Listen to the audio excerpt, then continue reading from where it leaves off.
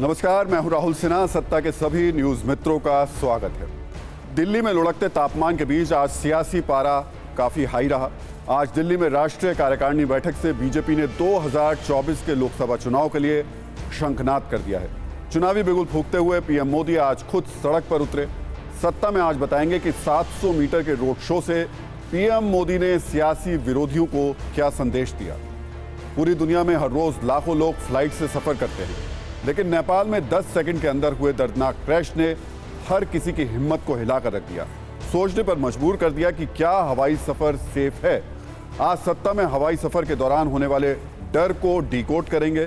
साथ में आपको यह भी बताएंगे कि नेपाल जैसे देशों में क्यों हवाई सफर करना खतरनाक होता जा रहा है। हवाई सफर के दौरान हादसा अगर नहीं भी हो तो डर जरूर रहता है, लेकिन अगर आप पावर बैंक रखते हैं तो एक और डर होना बेहद जरूरी है। आज ताइपे से सिंगापुर जा रही फ्लाइट में एक पावर बैंक बम की तरह फट गया, बाल बाल लोगों की जान बची। तो सत्ता की शुरुआत आज राजनीतिक सत्ता से जुड़ी खबर से, जिसमें बीजेपी ने 2023 में 9 राज्यों के विधानसभा और 2024 के लोकसभा चुनाव को मजबूती से लड़ने और जीतने का दम भरा। इस साल विधानसभा और अगले साल लोकसभा चुनाव की तैयारियों के लिए आज दिल्ली में बीजेपी राष्ट्रीय कार्यकारिणी की बैठक चल रही है। इस बैठक में प्रधानमंत्री नरेंद्र मोदी, गृह मंत्री अमित शाह समेत कई केंद्रीय मंत्री और बीजेपी शासित राज्यों के मुख्यमंत्री शामिल हो रहे हैं। इसके अलावा बीजेपी के करीब 350 पदाधिकारी भी इस बैठक में आगे की रणनीति तय करेंगे। दिल्ली में राष्ट्रीय कार्यकारिणी में पहुंचने से पहले प्रधानमंत्री मोदी ने आज 700 मीटर का एक रोड शो किया। आमतौर पर प्रधानमंत्री जनता के लिए रोड शो करते हैं, लेकिन आज उन्होंने जनता के साथ साथ कार्यकर्ताओं के लिए स्पेशल रोड शो किया। करीब 15 मिनट तक चले इस रोड शो के दौरान बीजेपी कार्यकर्ताओं की भारी भीड़ देखने को मिली। रोड शो में पहुंचे लोग मोदी मोदी का नारा लगा रहे थे और दावा कर रहे थे कि 2024 में फिर से नरेंद्र मोदी पीएम बनेंगे। इस रोड शो पर एक छोटी सी रील आप देखिए, फिर हम आपको बीजेपी की राष्ट्रीय कार्यकारिणी पर तैयार सत्ता की कुंजी भी दिखाएंगे।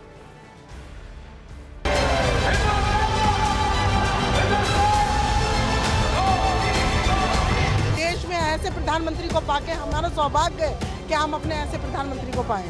गाड़ी में आए थे, बहुत अच्छा लगा और हमारे देश के प्रधानमंत्री हैं, बहुत अच्छे हैं और आगे को भी यही आएंगे 24 में भी।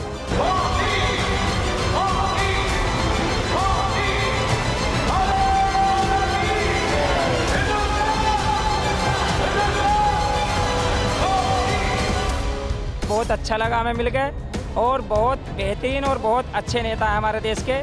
हम चाहते हैं मोदी जी ही प्राइम मिनिस्टर रहें 2024 में भी। को देखने के लिए सुबह से यहाँ पे बैठे हैं। ये पद यात्रा बहुत सफल रहेगी। आने वाले 2024 में मोदी जी ही आएंगे।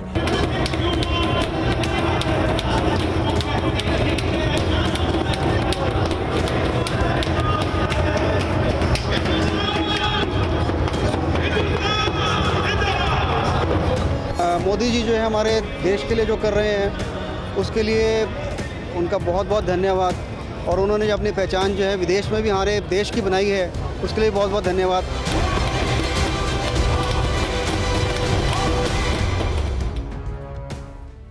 तो राष्ट्रीय कार्यकारिणी के पहले दिन आज बीजेपी अध्यक्ष जेपी नड्डा ने पदाधिकारियों को संबोधित किया। इस मौके पर उन्होंने 5 बड़ी बातें कही। 2023 बेहद अहम है, हम सभी 9 राज्यों में चुनाव जीतना है। हमको 1,30,000 पोलिंग बूथ पर बीजेपी को मजबूत करना है। गुजरात की जीत ऐतिहासिक और अभूतपूर्व है। जिन राज्यों में पार्टी कमजोर है वहां उसको मजबूत बनाना है। पीएम मोदी की वजह से विश्व में भारत के लोगों का मान सम्मान बढ़ा। ये 5 बातें जेपी नड्डा ने रखी। तो बीजेपी विधानसभा चुनाव को लेकर बहुत क्लियर अब दिखाई दे रही है। साथ ही साथ ब्रांड मोदी की छवि और मजबूत करने के लिए वो दुनिया में भारत के बढ़ते सम्मान का श्रेय पीएम को दे रही है। लेकिन कांग्रेस कह रही है कि भारत जोड़ो यात्रा का असर है कि प्रधानमंत्री मोदी को एक छोटा सा रोड शो करना पड़ा। कांग्रेस नेता जयराम रमेश ने यह भी आरोप लगाया कि रोड शो बीजेपी के लिए इवेंट है, भारत जोड़ो यात्रा हमारे लिए जन आंदोलन है। उन्होंने सारे राष्ट्रीय कार्यकारिणी के सदस्यों का आह्वान किया कि कमर कसकर लग जाएं, हमें एक भी चुनाव नहीं हारना है। जो 9 विधानसभा के चुनाव होने वाले हैं उसमें एक में भी अपनी हार नहीं होनी चाहिए। इसलिए जहां हमारी सरकार है उसको मजबूत किया जाए और जहां हमारी सरकार नहीं है उसको और मजबूत किया जाए। ये भारत जोड़ो यात्रा का असर है उन पर। हम लोग यहाँ 122 दिन से कन्याकुमारी से रोज 23-24 किलोमीटर चल रहे हैं और आज कुछ 2-3 घंटे के लिए एक छोटा सा रोड शो प्रधानमंत्री ने निकाला है, ये दिखाने के लिए कि वो अभी भी लोकप्रिय हैं। उनके लिए तो ये रोड शो इवेंट मैनेजमेंट है, हमारे लिए भारत जोड़ो यात्रा एक मूवमेंट है, एक जन आंदोलन है। ये घबराए हुए हैं, भोखलाए हुए हैं। और अब समझिए कि बीजेपी राष्ट्रीय कार्यकारिणी की यह बैठक इतनी अहम क्यों है। 2023 में देश के 9 राज्यों में विधानसभा चुनाव होने वाले हैं। लोकसभा से पहले 2023 में राजस्थान, छत्तीसगढ़, मध्य प्रदेश, कर्नाटक और तेलंगाना जैसे बड़े राज्यों के अलावा पूर्वोत्तर के त्रिपुरा, मेघालय, नागालैंड और मिजोरम में चुनाव हैं।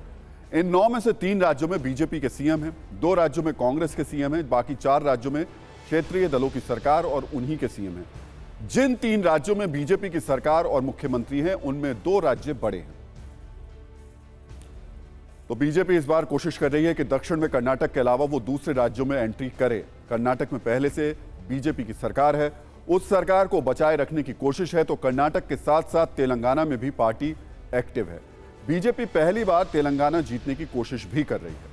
मध्य भारत के राज्यों में मध्य प्रदेश में बीजेपी को सरकार बचाने की जिम्मेदारी है, तो राजस्थान और छत्तीसगढ़ में बीजेपी को सरकार बनाने की कोशिश में लगी है। 2018 में बीजेपी इन तीनों राज्यों में हारी थी। मध्य प्रदेश में कांग्रेस में टूट की वजह से बीजेपी ने सरकार बना ली थी, लेकिन इस बार इन तीनों राज्यों पर बीजेपी की नजर है। पूर्वोत्तर भारत की बात करें तो यहां सिर्फ त्रिपुरा में बीजेपी के सीएम हैं, मेघालय और नागालैंड में बीजेपी गठबंधन में है, लेकिन मिजोरम एक ऐसा राज्य है जहां बीजेपी का परफॉर्मेंस काफी अच्छा नहीं रहा है। मिजोरम एकमात्र ऐसा राज्य है जहां बीजेपी सत्ता से बहुत दूर है। बीजेपी इस राज्य को भी जीतने की कोशिश कर रही है। बीजेपी की राष्ट्रीय कार्यकारिणी को सिर्फ विधानसभा चुनाव के हिसाब से नहीं देख सकते हैं, लोकसभा चुनाव के हिसाब से भी ये राज्य बेहद महत्वपूर्ण है। अगर इन राज्यों में लोकसभा सीटों की बात करें तो सबसे ज्यादा 29 सीट मध्य प्रदेश में है। इसके अलावा कर्नाटक में 28 सीट हैं, राजस्थान में 25 सीट हैं, तेलंगाना में 17 सीट हैं, छत्तीसगढ़ में 11 सीट, त्रिपुरा में 2, मेघालय में 2, नागालैंड और मिजोरम में 1-1 सीट है। यानी इन राज्यों में कुल 116 लोकसभा सीट है। तो इन राज्यों में चूंकि 116 लोकसभा सीट हैं, तो बीजेपी के लिए फर्स्ट टारगेट ये राज्य ही हैं। 2019 के चुनाव की बात करें तो इन 116 लोकसभा सीटों में से 93 सीट बीजेपी ने जीती थी, यानी 80% सीट बीजेपी ने जीती थी। अगले चुनाव में बीजेपी कम से कम इन सीटों पर तो कब्जा जमाए रखने की कोशिश जरूर करेगी। तो दिल्ली में एक तरफ प्रधानमंत्री नरेंद्र मोदी ने रोड शो किया, तो दूसरी तरफ दिल्ली में ही दिल्ली के सीएम अरविंद केजरीवाल का भी एक रोड शो था, लेकिन ये राजनीतिक रोड शो से थोड़ा सा अलग था। आज दिल्ली के CM Arvind Kejriwal placard लेकर अपने मंत्रियों के साथ सड़क पर निकले और मार्च करते हुए दिल्ली के उपराज्यपाल कार्यालय पहुंच गए। अरविंद केजरीवाल और उनके मंत्री इस प्ले कार्ड में लिखकर गए थे कि एलजी साहब, शिक्षकों को फिनलैंड जाने दो। सीएम अरविंद केजरीवाल के साथ उनके मंत्री भी सड़क पर साथ चल रहे थे। दरअसल दिल्ली सरकार का दावा है कि वो दिल्ली की शिक्षा व्यवस्था को बेहतर बनाने के लिए अपने शिक्षकों को फिनलैंड भेजना चाहती है, लेकिन दिल्ली के उपराज्यपाल वीके सक्सेना इसकी इजाजत नहीं दे रहे हैं। एलजी ऑफिस की ओर से कहा गया कि दिल्ली सरकार को सलाह दी गई है कि वो प्रस्ताव का समग्रता के साथ मूल्यांकन करे और रिकॉर्ड दर्ज करे। वहीं अरविंद केजरीवाल कह रहे हैं कि वो उपराज्यपाल से मिलना चाहते थे, लेकिन उन्होंने सभी विधायकों और मंत्रियों से मिलने से इनकार कर दिया। लगभग 30 के करीब ऐसे टीचर्स या प्रिंसिपल्स को फिनलैंड भेजना था हमें। एलजी साहब ने ऑर्डर कर दिया कि ये फिनलैंड नहीं जाएंगे और देखो अगर इनको इंडिया में ही कहीं ट्रेनिंग करा दो। ये तो ठीक नहीं है, ये तो बिल्कुल गलत है। एलजी साहब को क्या प्रॉब्लम है? एलजी साहब क्यों रोक रहे हैं? एलजी साहब रोकने वाले कौन होते हैं? एलजी साहब क्यों रोक रहे हैं टीचर्स की ट्रेनिंग को? मुझे बहुत ज़्यादा दुख हुआ इस बात से कि एलजी साहब दिल्ली के लोगों की बच्चों को अच्छी शिक्षा नहीं दिलवाना चाहते। तो बीजेपी 2024 की तैयारी में लग गई है। आम आदमी पार्टी बीजेपी पर हमला कर रही है, लेकिन कांग्रेस अध्यक्ष मल्लिकार्जुन खड़गे के सामने एक परेशानी है और ये परेशानी राजस्थान की है। कांग्रेस के मौजूदा अध्यक्ष मल्लिकार्जुन खड़गे और पूर्व अध्यक्ष सोनिया गांधी के बीच राजस्थान का मुद्दा फंस गया है। गांधी परिवार के करीबी सूत्रों के मुताबिक सोनिया गांधी के अध्यक्ष रहते राजस्थान में विधायकों ने हाईकमान की किरकिरी की थी। उस मामले में सोनिया गांधी अब दखल नहीं देना चाहती है। सोनिया गांधी चाहती हैं कि मल्लिकार्जुन खड़गे उस घटना के चश्मदीद थे, इसलिए इसका फैसला वो खुद करें। वहीं खड़गे के करीबियों का कहना है कि मामला सोनिया गांधी की अध्यक्षता के वक्त का है, इसलिए जो वो कहेंगी उसी आधार पर फैसला कर दूंगा। खड़गे का ये रुख गांधी परिवार को रास नहीं आ रहा है। उनके मुताबिक जब सब खरगे के सामने हुआ तो उनको उसी आधार पर फैसला करना चाहिए। गांधी परिवार इसमें कुछ नहीं बोलेगा, ये सूत्रों के हवाले से पता चला है। हालांकि इस बीच राजस्थान कांग्रेस अपनी चुनावी तैयारियों में भी लग गई है। विधानसभा चुनाव से पहले आखिरी बजट पेश करने वाले गहलोत सरकार उसकी तैयारियों में लगी हुई है। तो सचिन पायलट राजस्थान के अलग अलग इलाकों में शक्ति प्रदर्शन कर रहे हैं, और वो क्यों शक्ति प्रदर्शन कर रहे हैं, किसके सामने कर रहे हैं, ये हर कोई जानता है। सत्ता में अब हम इस सवाल का जवाब ढूंढने की कोशिश करेंगे कि नेपाल में एक फ्लाइट उड़ता ताबूत कैसे बन गई, और इसके बाद कैसे फ्लाइट वाले डर को लेकर दुनिया भर में चर्चाएं हो रही हैं। ये एक ऐसा डर है जिससे रोज लाखों लोग गुजरते हैं, जान हथेली पर रखकर सफर करते हैं। नेपाल में दर्दनाक विमान हादसे के बाद हवाई सफर को लेकर तरह तरह के डर और आशंकाएं फिर से ट्रेंड कर रही हैं, और ये सवाल भी लोगों के दिमाग में घूम रहा है कि नेपाल में ही बार बार हवाई हादसे क्यों होते हैं। क्या आपने ध्यान दिया कि हर यात्री के लिए हवाई सफर में डर के 3 बड़े पॉइंट्स होते हैं। आपको भी इन 3 पॉइंट्स पर घबराहट होती होगी जब आप हवाई जहाज में बैठते होंगे। सबसे पहले टेक ऑफ के वक्त लोग घबराते हैं। जब हवाई जहाज टेक ऑफ करता है, सफर के दौरान टर्बुलेंस होने पर यात्री परेशान हो जाते हैं और सोचते हैं कि कहीं कोई दुर्घटना तो नहीं हो जाएगी, क्योंकि उस वक्त लोग 30,000 34,000 फुट की ऊंचाई पर होते हैं। सबसे ज्यादा डर उस वक्त लगता है जब यात्रा खत्म होने वाली होती है, यानी विमान की लैंडिंग के वक्त। नेपाल में भी हादसा लैंडिंग के वक्त ही हुआ। नेपाल में हादसा कितना दर्दनाक था, इसका अंदाजा आप इसी बात से लगा सकते हैं कि सिर्फ 10 सेकंड में एक विमान आग का गोला बन गया। सिर्फ 10 सेकंड में 72 जिंदगी खत्म हो गई। प्लेन क्रैश में 5 भारतीयों की भी मौत हुई। इनमें 4 यूपी के गाजीपुर के कसीमाबाद के रहने वाले हैं।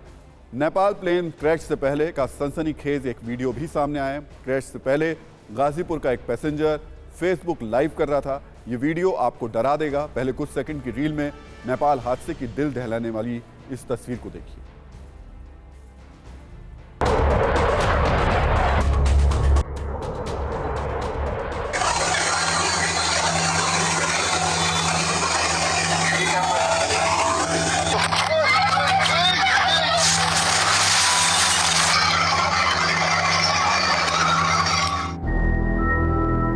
बहुत वो परिवार को चलाने वाला था, बहुत होनहार लड़का था, उसको पढ़ा लिखा करके बहुत कर्ज में डूबे थे। अब सोचे कि थोड़ा सा अपना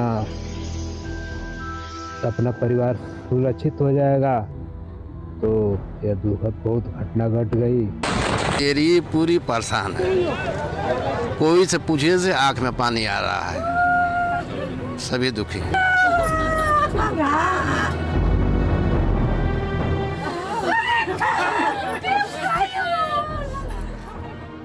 देखो कि परिवार संपर्क हो चुका है और सबको ये बात बताई गई है, सब जान रहे हैं, और आगे जिस तरह से परिवार अगर वहाँ ट्रैवल करना चाहे या जो भी होगा वो असिस्टेंस प्रोवाइड की जाएगी। तो नेपाल हादसे को लेकर कई सवालों के बीच एक सवाल यह भी है कि विमान में मोबाइल को एरोप्लेन मोड पर रखने को कहा जाता है, लेकिन जैसा कि वायरल वीडियो में दिख रहा है, विमान में सवार एक यात्री फेसबुक लाइव कर रहा था। फेसबुक लाइव से प्लेन के अंदर की तस्वीरें दिखा रहा था। तो सवाल ये कि फ्लाइट में इंटरनेट एक्सेस कैसे उपलब्ध था? क्या विमान लगातार बहुत नीचे खतरनाक तरीके से उड़ान भर रहा था? क्या नीचे उड़ान भरने के कारण इंटरनेट एक्सेस मिल रहा था? सोचिए, फेसबुक पर भयानक क्रैश की लाइव स्ट्रीमिंग हो रही थी। क्रैश के बाद भी कैमरा दृश्य को रिकॉर्ड करता रहा। सिर्फ 10 सेकंड में उड़ान में हो रही फेसबुक वाली लाइव मस्ती जो हो रही थी, वो एकदम से हाहाकार में बदल गई। एक सवाल यह भी कि क्या नेपाल में एन वक्त पर रनवे बदलने की वजह से यह हादसा हुआ था? ऐसा इसलिए कहा जा रहा है क्योंकि पायलट ने रनवे से 24.5 किलोमीटर दूर लैंडिंग जो पैड था उसको अचानक चेंज किया। पहले पायलट को रनवे 30 पर लैंडिंग करनी थी और उसके लिए उसको अनुमति मिली थी। बाद में पायलट ने रनवे 12 पर लैंडिंग की अनुमति मांगी। जैसा कि चश्मदीदों ने दावा किया कि लैंडिंग से पहले मुड़ते समय विमान ने नियंत्रण खो दिया था, जिसके बाद हादसे का वो शिकार हो गया। कहा जा रहा है कि मुड़ते समय विमान अपनी ऊंचाई बरकरार नहीं रख पाया और क्रैश हो गया। और ऐसा पहली बार नहीं हुआ है जब नेपाल में विमान हादसे का कोई विमान शिकार हुआ हो। जैसा कि लगातार हम जिक्र कर रहे हैं, नेपाल में फ्लाइट उड़ता ताबूत बनती जा रही है। आपको नेपाल में पिछले 5 सालों में हुए कुछ हादसों के बारे में बता देते हैं। 29 मई 2022 को नेपाल के मुस्तांग विमान हादसा हुआ था। वहां पर 22 लोगों की उसमें जान चली गई थी। इससे पहले 14 अप्रैल 2019 को नेपाल के लुकला एयरपोर्ट के पास हादसा हुआ था, जिसमें 3 लोगों की मौत हो गई थी। 27 फरवरी 2019 को नेपाल के तपलेजुआंग में विमान हादसे में 7 लोगों की मौत हो गई थी। इससे पहले 16 मई 2018 को नेपाल के बहुन खरक में विमान हादसे में 2 लोगों की जान चली गई। रविवार को हुए हादसे से भी भयानक और दर्दनाक हादसा 12 मार्च 2018 को काठमांडू में हुआ था, जब 51 लोगों की मौत हो गई थी। तो एविएशन सेफ्टी डाटा बेस की रिपोर्ट के हिसाब से नेपाल में पिछले 30 सालों में 27 विमान दुर्घटनाएं हो चुकी। 30 साल में 27, जिनमें से 20 घटनाएं तो पिछले 1 दशक में हुई है। इस आंकड़े के हिसाब से हर साल 2 विमान हादसे। सवाल यही कि आखिर बार बार नेपाल में ही हादसे क्यों होते हैं? क्यों नेपाल पिछले कुछ सालों में प्लेन क्रैश का एपिसेंटर बन गया है? पहले नेपाल में हादसों की वजह को कुछ पॉइंट्स में हम आपको समझाते हैं। नेपाल में ज़्यादातर ऊबड़ खाबड़ पहाड़ी इलाके हैं। नेपाल में पर्वतीय इलाकों में ज़्यादातर हवाई पट्टियां हैं। कई जगह ऊंचे नुकीले पहाड़ों से घिरी हवाई पट्टियां भी हैं। खड़ी संकरी हवाई पट्टी के कारण विमान को नेविगेट करना मुश्किल होता है।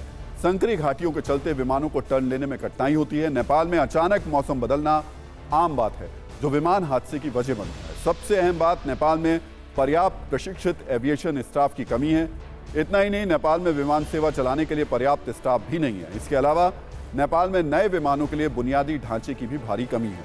नेपाल में एविएशन सेक्टर की बेहतरी के लिए निवेश कम से कम हो रहा है। इस वजह से पुराने ढर्रे पर विमान चल रहे हैं और ये फ्लाइट उड़ता ताबूत बन रही है। नेपाल के सिविल एविएशन अथॉरिटी की सेफ्टी रिपोर्ट की माने तो यहाँ की खतरनाक भौगोलिक स्थिति अक्सर पायलट के सामने बड़ी चुनौती होती है। तो हवाई सफर में सिर्फ यात्रा की उड़ान नहीं होती है, बल्कि डर की उड़ान ज़्यादा हाई होती है। जब ऐसे हादसे होंगे तो दहशत लाजमी है। एक रिपोर्ट के मुताबिक औसतन हर 1 लाख घंटे की उड़ान में सिर्फ 6.8 घंटे लोगों को हादसे का डर रहता है, जबकि हवाई यात्रा इतनी सुरक्षित है कि हर 1 लाख उड़ानों में सिर्फ 1 हादसा जानलेवा होता है। रिपोर्ट के मुताबिक टेक ऑफ और लैंडिंग के समय ज़्यादा जोखिम होता है, जबकि टेक ऑफ पूरी यात्रा का सिर्फ 2% हिस्सा होता है। लेकिन एक सच ये भी है कि टेक ऑफ के दौरान 14% हादसे हुए हैं। अगर देखा जाए तो लैंडिंग के समय यात्रियों में सबसे ज़्यादा डर होता है। एक तथ्य ये भी है कि बर्ड स्ट्राइक की वजह से प्लेन हादसे होते हैं। रिपोर्ट के मुताबिक 61% मामलों में बर्ड स्ट्राइक लैंडिंग के दौरान हुई। 80% हवाई हादसे इंसानी गलतियों के कारण हुए। 53% हादसों की वजह पायलट की गलती रही। 21% हवाई हादसे तकनीकी खराबी के कारण हुए और 11% हवाई हादसे मौसम में बदलाव के कारण रहे। 15% हादसे अन्य कारणों से हुए। वैसे दूसरे यात्रा साधनों की तुलना करें तो हवाई यात्रा अपेक्षाकृत तेज और सुरक्षित होती है। एक बात यह भी देखी गई है कि लैंडिंग के दौरान फ्लाइट में सबसे ज्यादा डर रहता है। आपको बताते हैं कि क्यों लैंडिंग के दौरान ज्यादा खतरा होता है। प्लेन की लैंडिंग के दौरान हवा की गति का फ्लाइट पर असर होता है। आपको बता दें कि अमूमन लैंडिंग के दौरान विमान करीब 241 से 265 किलोमीटर की घंटे की रफ्तार से जमीन को टच करते हुए दौड़ता है। कई बार पायलट की चूक की वजह से फ्लाइट ज़्यादा वर्टिकल स्पीड में ज़मीन से टकराती है, जिससे हादसों का खतरा रहता है। अक्सर पायलट और को पायलट के फैसले लेने की क्षमता से भी फर्क पड़ता है। कई बार ये देखा गया कि लैंडिंग हड़बड़ी में हो जाती है। इसमें यह भी होता है कि एयरक्राफ्ट के लैंडिंग गियर पूरी तरीके से खुले भी नहीं होते, तभी लैंडिंग करवा दी जाती है। इसमें फ्लाइट में आग लगने या उसके फिसलकर दुर्घटनाग्रस्त होने का डर भी रहता है। एक सवाल यह भी कि आखिर छोटे देशों में क्यों ज्यादा विमान हादसे होते हैं। नेपाल में विमान हादसों की भौगोलिक और दूसरी वजहों को लेकर हमने जानकारी आपको दे दी, लेकिन एक सच ये भी है कि इंडोनेशिया में भी नेपाल से ज्यादा बदतर स्थिति देखने को मिल रही है। इंडोनेशिया विमान हादसों में नेपाल से भी आगे है। एविएशन सेफ्टी नेटवर्क का जो डेटा है वो बताता है कि इंडोनेशिया में अब तक 104 विमान हादसे हो चुके हैं। जनवरी 2021 में हुए बड़े हादसे में क्रू मेंबर समेत सभी 62 लोगों की मौत हो गई थी।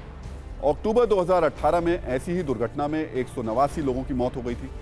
एक्टिव ज्वालामुखियों की वजह से इंडोनेशिया में ज्यादा विमान हादसे हुए। इस देश में कुल 121 वॉल्केनो हैं, जिनमें से ज्यादातर एक्टिव हैं। इनमें सभी में ब्लास्ट होने का डर बना रहता है। आसमान में धूल का गुबार छा जाता है, जिस वजह से विमान हादसे के शिकार हो जाते हैं। इंडोनेशिया में खराब मौसम भी लगातार रोज की बात है। लगभग दुनिया के सबसे ज्यादा द्वीपों में से बने इस देश में लगातार समुद्री तूफान आते हैं और बिजली कड़कती रहती है। इंडोनेशियाई एविएशन इसे भी हादसों का एक बड़े वजह बताता है। वैसे देखा जाए तो लंबी दूरी के सफर में हवाई सफर ही सेफ है। पूरी दुनिया में औसतन रोज 1,30,000 फ्लाइट की सेफ लैंडिंग होती है। अब औसतन 74 लाख उड़ानों में एक हादसा होता है। ये साल 2018 में ज्यादा था। पहले 10 लाख उड़ान में एक हादसा देखने को मिलता था। तो नेपाल प्लेन हादसे के बाद एक ऐसी चौंकाने वाले हादसे की खबर जो ताइपे से सिंगापुर जा रही एक फ्लाइट के अंदर हुआ, और इस खबर में आपके लिए भी एक सबक है। बड़ी खबर यह है कि ताइपे से सिंगापुर जा रही फ्लाइट में एक पैसेंजर के पावर बैंक में ब्लास्ट हो गया और इस ब्लास्ट के बाद आग लग गई। ब्लास्ट और आग लगने के बाद पूरे केबिन में अफरा तफरी मच गई। हालांकि राहत की बात यह रही कि किसी भी यात्री को इस हादसे में कोई नुकसान नहीं हुआ और इसके बाद फ्लाइट को भी कैंसिल कर दिया गया। बहुत से लोगों को यह खबर छोटी लगी होगी, लेकिन इसमें एक बहुत बड़ा सबक है। आज के दौर में ऐसे लोगों की संख्या करोड़ों में है जो इस तरीके की डिवाइस लेकर के या पावर बैंक का इस्तेमाल करते हैं और मोबाइल पर बात करते करते जब बैटरी खत्म होने लगती है तो पावर बैंक से मोबाइल को चार्ज करते हैं। ऐसे लोगों के लिए हमने इस खबर से जुड़ी एक सत्ता की कुंजी तैयार की है। वैसे ताइपे से सिंगापुर जा रही फ्लाइट के अंदर जो हुआ वो पहली घटना नहीं है। इससे पहले भी ऐसे कई हादसे हो चुके हैं, लोगों की मौत हो चुकी है, फिर भी लोग पावर बैंक को लेकर उतना सतर्क नहीं है। इससे पहले चीन के ग्वांगडोंग में भी ऐसा ही एक हादसा हो चुका है, जब एक बस में सवार पैसेंजर का पावर बैंक उसके हाथ में ही फट गया।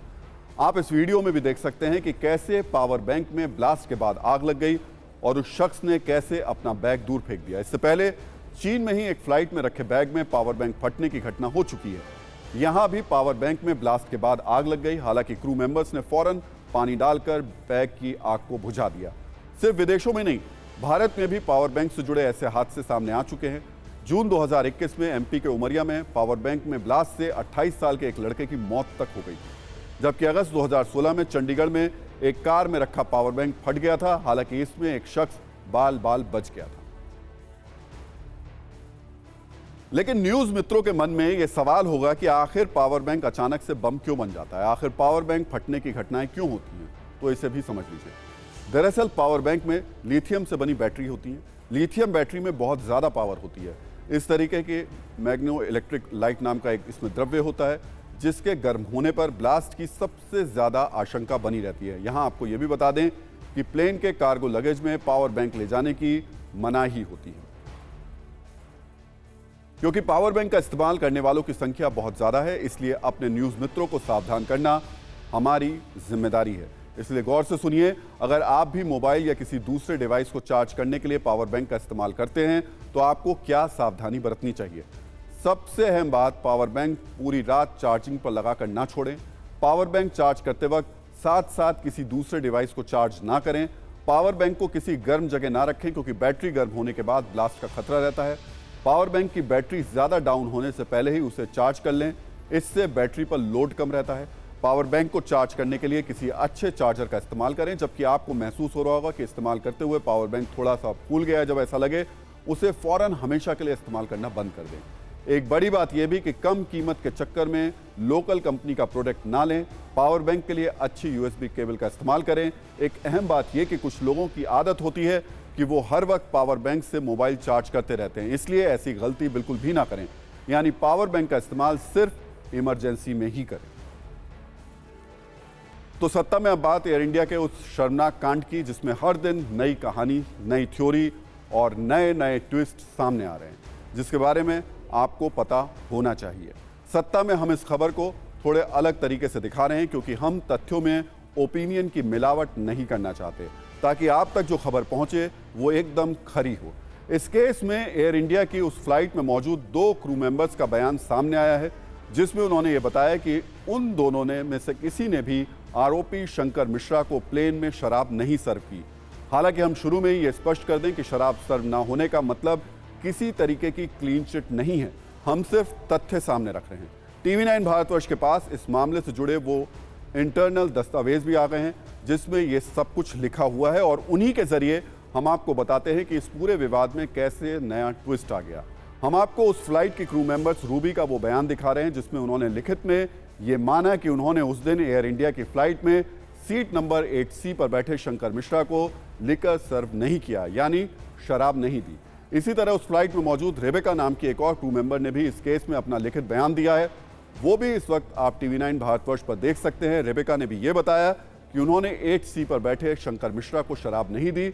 हालांकि जैसा कि हमने शुरू में कहा, दोनों ही क्रू मेंबर्स के बयान से यह साबित नहीं होता कि आरोपी शंकर मिश्रा ने उस दिन फ्लाइट में शराब नहीं पी रखी थी। इस पूरे मामले में एक ऐसा व्यक्ति भी है जिसके बयान इस वक्त खूब चर्चा में है, और एयर इंडिया जो पेशाब कांड है उसे लेकर तमाम डिबेट्स में इस व्यक्ति की बातों का एक अलग ही महत्व इस वक्त बना हुआ है। इस व्यक्ति का नाम है सौगत भट्टाचार्य। सौगत भट्टाचार्य वो शख्स है जो 26 नवंबर 2022 को एयर इंडिया की उस फ्लाइट में मौजूद थे जिसमें ये शर्मनाक कांड हुआ। सौगत ने ये आरोप लगाया कि इस पूरे मामले को फ्लाइट के कैप्टन ने ठीक से हैंडल नहीं किया। सौगत भट्टाचार्य की बातों को ये कांड सामने आने के बाद पूरे भारत ने बहुत सीरियसली लिया था। इसलिए आपको ये भी पता होना चाहिए कि सौगत भट्टाचार्य को लेकर एयर इंडिया की रिपोर्ट में कौन कौन से नए तथ्य सामने रखे गए। रिपोर्ट में लिखा है कि बोर्डिंग के वक्त सौगत भट्टाचार्य ने फर्स्ट क्लास में खाली सीट के बारे में पूछताछ की और शुरू से ही सीट अपग्रेड करने के लिए उन्होंने कहा। उन्हें विनम्रता के साथ एयर इंडिया की नो अपग्रेड पॉलिसी के बारे में बताया गया, जिसके बाद वो नाराज हो गए, उत्तेजित हो गए और सीट अपग्रेड करने की मांग करने लगे। रिपोर्ट में यह भी लिखा है कि सौगत भट्टाचार्य नाराज होकर जोर जोर से चिल्लाने लगे और कहने लगे कि वो 8C सीट के बगल में नहीं बैठना चाहते, वही 8C सीट जिस पर शंकर मिश्रा बैठे थे। रिपोर्ट बताती है कि सौगत भट्टाचार्य ने शराब पी हुई थी और उनके नशे में होने की आशंका से इनकार नहीं किया जा सकता है। ये सब कुछ फ्लाइट में कई यात्रियों के सामने हो रहा था। यानी एयर इंडिया की ओर से यह दावा किया गया है कि सौगत भट्टाचार्य पहले से सीट अपग्रेड न किए जाने की वजह से नाराज थे। यहां आपको याद दिला दें कि सौगत भट्टाचार्य ने यह पूरा शर्मनाक कांड अपनी आंखों से नहीं देखा था। उन्होंने बाद में अपने बयान में यह बात कही थी कि उन्हें पीड़ित महिला को देखने पर ऐसा लगा कि उस महिला पर यूरिन की गई है। इस मामले के अलग अलग किरदारों और उलझे हुए तथ्यों को देखकर एक मशहूर कथन याद आया कि किसी मुकदमे को ट्रैक पर लाने या ट्रैक से उतारने के लिए एक ही गवाह काफी होता है। कई बार एक व्यक्ति के बयानों और आचरण से पूरे केस को नुकसान होता है। वैसे यहां एक और गौर करने वाली बात है जिस पर आपको ध्यान देना चाहिए। एक ही दिन पहले सुप्रीम कोर्ट ने लगातार मीडिया ट्रायल को लेकर भी सवाल उठाए। इस मामले में भी एक तरीके का मीडिया ट्रायल हो रहा है। जांच रिपोर्ट और तथ्य सामने आने से पहले ही मीडिया पर ही अदालतें लगनी शुरू हो गईं, दलीलें सुनाई जाने लगी, बिना किसी FIR या जांच के बिना फैसला ऑन स्टूडियो किया जाने लगा। इस मामले की लगातार TV9 भारतवर्ष तथ्यात्मक रिपोर्टिंग कर रहा है। हम सिर्फ तथ्य बता रहे हैं, जो घटनाएं हुई थी वो भी हमने आपको तथ्यों के साथ बताई हैं। जब इस केस में व्हाट्सएप चैट आई उसे भी दिखाया, कोर्ट की सुनवाई में जो कुछ दलीलें दी गई उसे भी आपके सामने रखा, और अब जब कुछ नए कागजात हमारे पास आए हैं तो इसमें भी बिना किसी TRP वाले नमक मिर्च को लगाए सिर्फ तथ्यों को ही आपको दिखा रहे हैं, क्योंकि हमारे न्यूज़ मित्रों की कसौटी पर खरा उतरना ही हमारी पहली और आखिरी जिम्मेदारी है। और देश की सभी बड़ी खबरों के लिए अब देख लेते हैं सत्ता टॉप 9।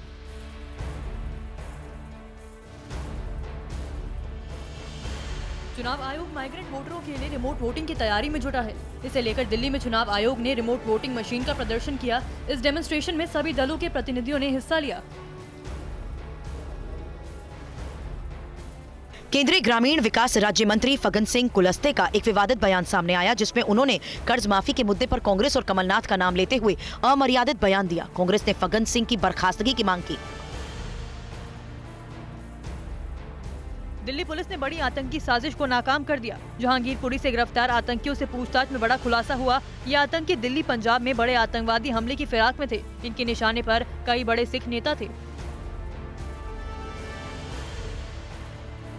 दिल्ली में 2 आतंकियों की गिरफ्तारी के बाद अयोध्या में अलर्ट जारी कर दिया गया। शहर में चेकिंग अभियान चलाया जा रहा है। आधार कार्ड देखने के बाद ही प्रवेश दिया जा रहा है। अयोध्या में मठ मंदिरों में सुरक्षा बढ़ा दी गई। जोशीमठ में आई आपदा के बाद नरसिंहदेव मंदिर में महायज्ञ शुरू किया गया। शंकराचार्य स्वामी अविमुक्तेश्वरानंद सरस्वती ने महायज्ञ शुरू किया। शंकराचार्य का कहना है कि अनुष्ठान तक से जोशीमठ को बचाने का प्रयास जारी है।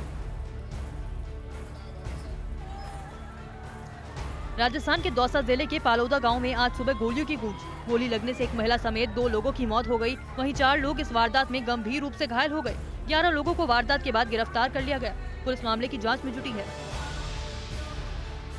दरभंगा के कुशेश्वर स्थान सहोरबा पुल उस समय हादसे का शिकार हो गया जब पुल से एक ट्रक सती घाट से समेला की तरफ जा रहा था। ट्रक के भारी वजन को यह पुल नहीं झेल पाया और भरभरा कर गिर गया। हादसे में 2 बाइक सवार भी जख्मी हो गए। दोनों को अस्पताल में भर्ती कराया गया।